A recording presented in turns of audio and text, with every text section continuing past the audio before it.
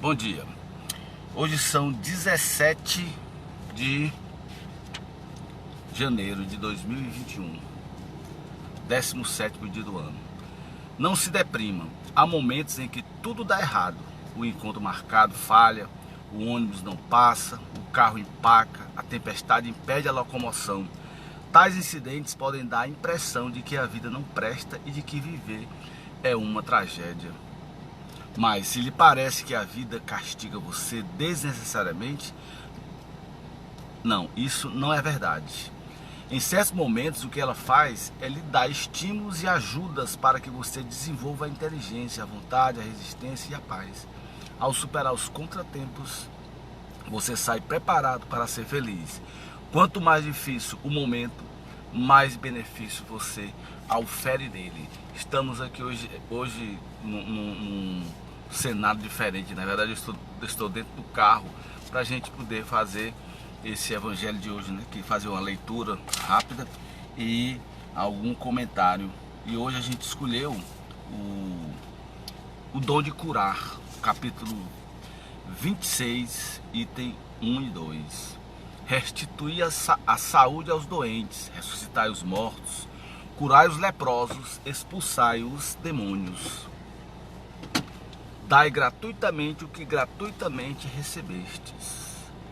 Dai gratuitamente o que gratuitamente recebestes. Disse Jesus aos seus discípulos: por esse preceito prescreve não se fazer pagar por aquilo que nada pagou. Ora, o que eles tinham recebido gratuitamente era a faculdade de curar os doentes e de expulsar os demônios, quer dizer, os espíritos inferiores.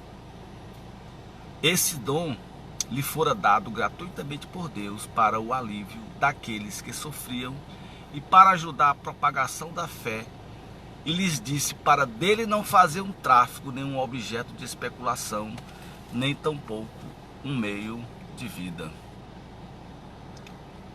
Bom dia, Cleitão. Beleza, show de bola. Então, quando Jesus disse, né, dai de graça o que de graça recebeste, dizendo isso aos seus discípulos, que houveram recebido de Deus o dom de curar, né, o dom de ajudar os doentes, expulsar os espíritos maus, né, os chamados demônios, né, são os espíritos inferiores que desencarnados estão ali perturbando o encarnado, né? Então, quando Jesus diz isso, ele quer dizer uma verdade eterna, né? A gente hoje, já passaram-se 2000 anos e hoje nós devemos continuar seguindo essa máxima. Não podemos fazer nada, cobrar por nada daquilo que recebemos gratuitamente, né? Daí vem uma ideia que eu sempre tive, eu digo, rapaz, eu acredito que seria interessante que todo aluno da Universidade Federal do Ceará, todo médico, quando saísse da faculdade, tivesse a obrigação de fazer um estágio nas comunidades, né? Pelo menos uma vez por semana, prestar um serviço gratuito, né? Já que ele recebeu aquele dom de clinicar de graça da Universidade Federal do Ceará. Professores que receberam de graça o dom de ensinar da Universidade Estadual do Ceará, por exemplo, poderiam também prestar a sua solidariedade nas comunidades, com projetos, etc, etc, etc, né? Mas o que nós vemos hoje é diferente, né? Os médicos, infelizmente, se formam pela Universidade Federal do Ceará e logo querem enriquecer, só pensam em ganhar dinheiro e a questão do status, né? E aí nós temos também alguns médiums, pessoas altamente capacitadas para poder capacitadas para ajudar o outro e fazem isso especulando financeiramente. Eu queria também falar hoje aqui era sobre uma série que está passando, que é a Netflix, né, um canal de streaming da Netflix, está passando, que é a vida após a morte. Essa vida após a morte, essa a gente pode chamar de série documental. A vida após a morte é dividida em 6 episódios, né? O primeiro episódio é sobre as EQMs, experiência de quase morte. É muito interessante a gente ver lá as pessoas que dão depoimento lá, todas elas, quando estiveram às portas da morte, todos eles, bom dia, Ana Rita, todos eles viram o paraíso, viram o céu maravilhoso, né? E depois foram devolvidos à carne, né? Foram devolvidos à vida. No segundo episódio é sobre mediunidade. O segundo e o terceiro episódio reza sobre a mediunidade.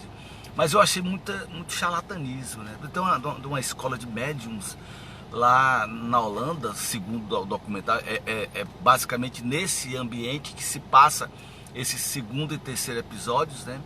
E eu achei muito charlatanismo na medida em que parece que lá o cara vai lá para aprender a ser médium. E a gente sabe que médium é um dom de Deus, que você não pode pagar para ser médium. Você nasce médium, torna-se médium a partir da necessidade da sua encarnação aqui no plano. E o episódio seguinte é sobre as mortes, é sobre as pessoas que viram os mortos, né? Que tem contato com os mortos. Os mortos, de certa forma, eles mandam sinais. Aí também é um episódio sensacional, muito bom de se assistir. Todos os episódios são bons, são interessantes, todos eles têm muito para nos ensinar, mas esse da relação entre encarnados e desencarnados, né?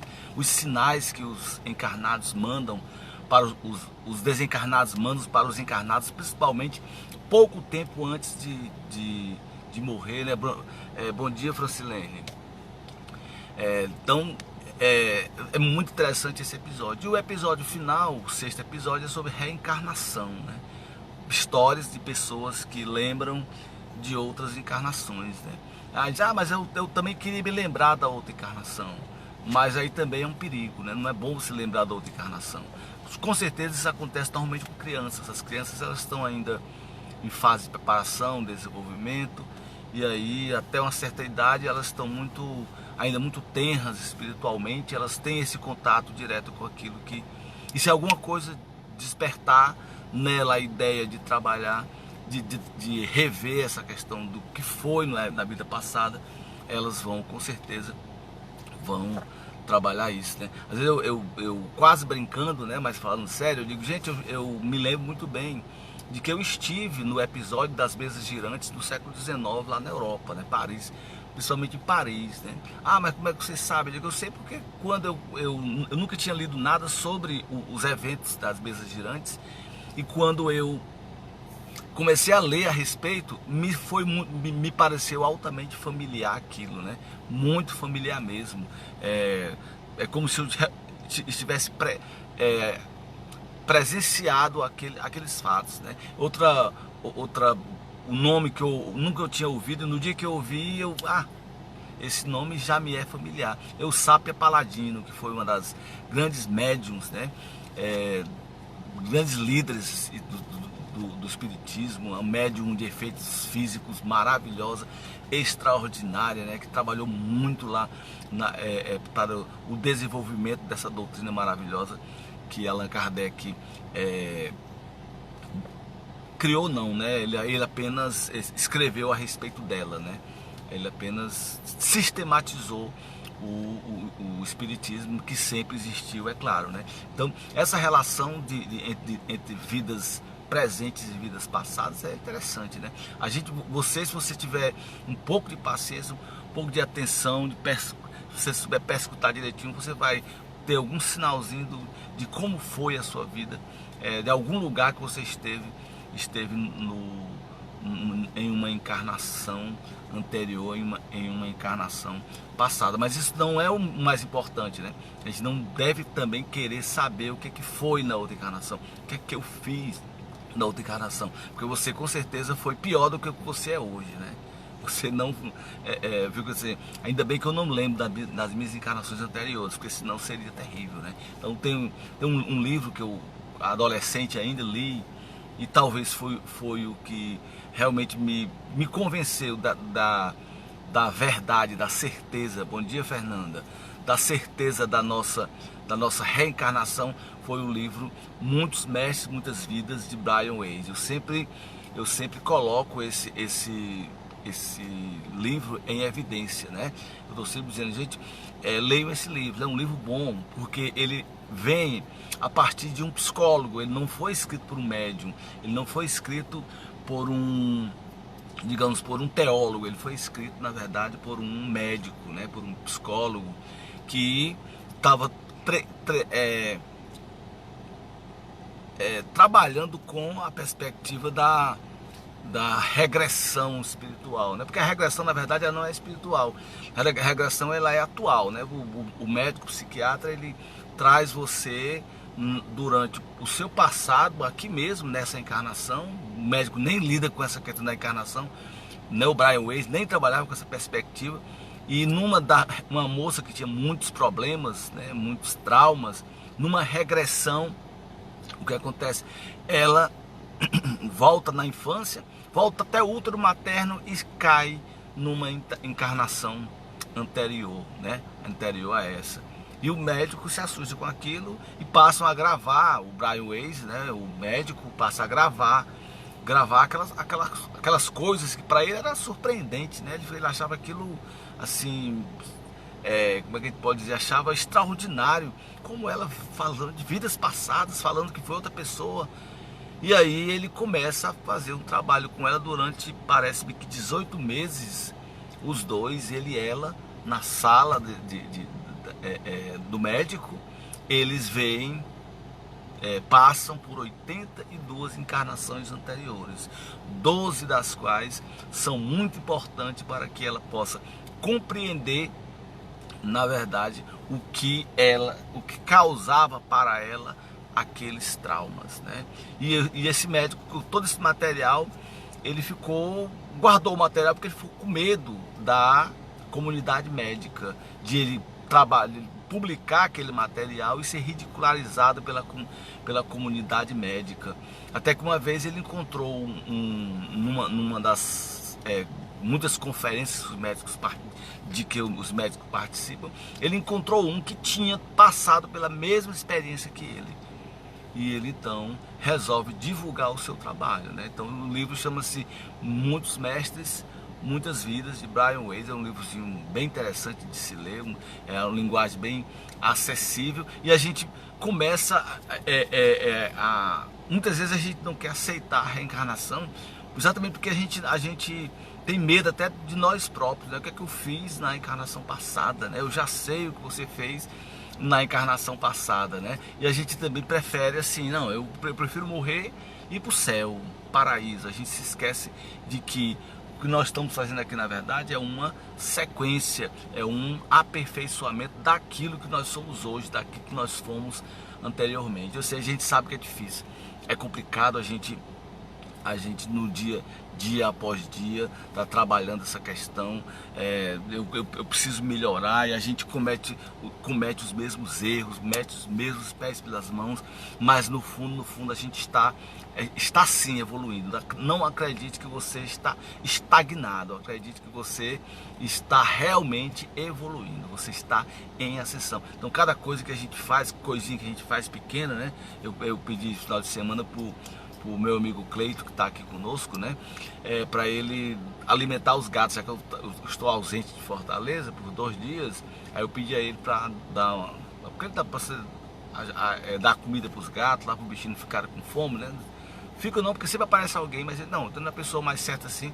E ele mandou uma mensagem maravilhosa dizendo que uma experiência sensacional está ajudando os bichinhos, né? Ou seja, é essa a evolução que a gente fala. Não é você evoluir de repente tornar-se um monge, tornar-se um homem santo, não. É essa a evolução de que a gente fala constantemente aqui. Coisa que a gente vai melhorando aos pouquinhos, né? Fazendo uma coisa que a gente, olha que coisa legal, eu ajudar isso aqui, eu vou ver se eu passo a fazer isso aqui mais costumeiramente, porque eu me sinto bem, né? Tem uma história que eu acho interessante, que é de um cara que foi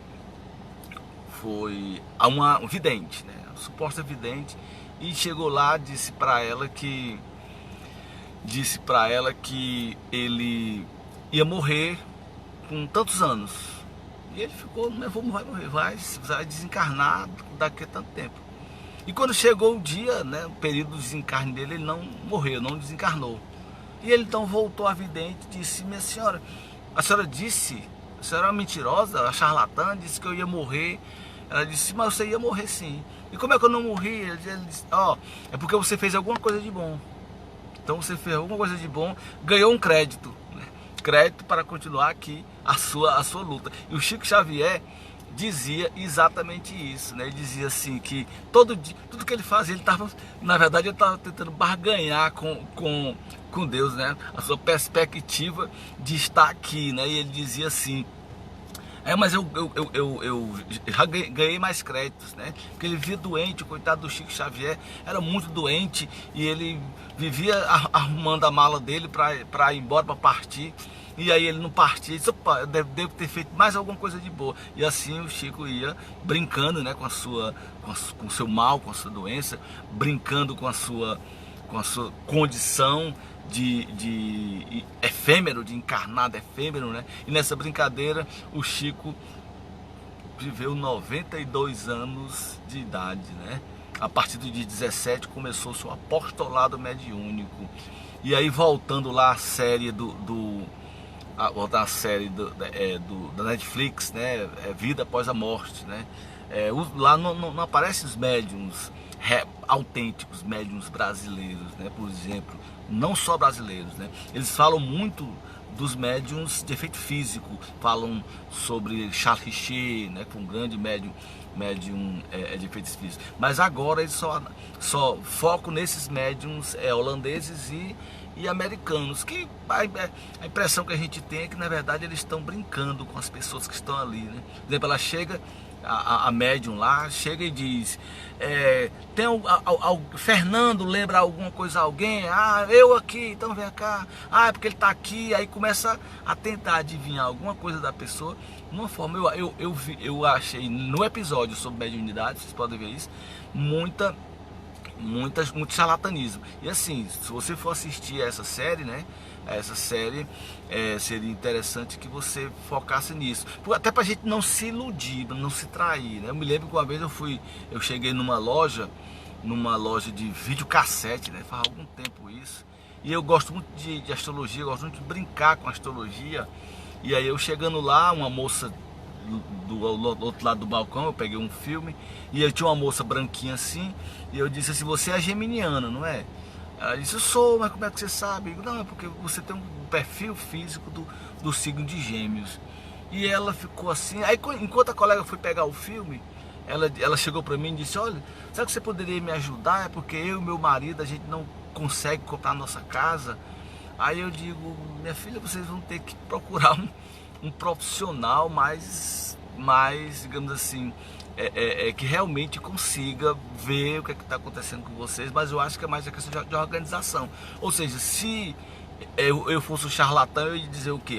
Peraí, assim, vamos fazer um trabalho para você, né? E já ia tomando dinheiro da moça, né? Ou seja, a gente precisa ter cuidado porque nós somos muito ansiosos, nós precisamos de resposta a todo momento, e às vezes a gente precisa dessa resposta logo, a gente vive buscando essa resposta, e aí a gente pode se deparar com pessoas mal intencionadas, que a gente chama normalmente de charlatães, né?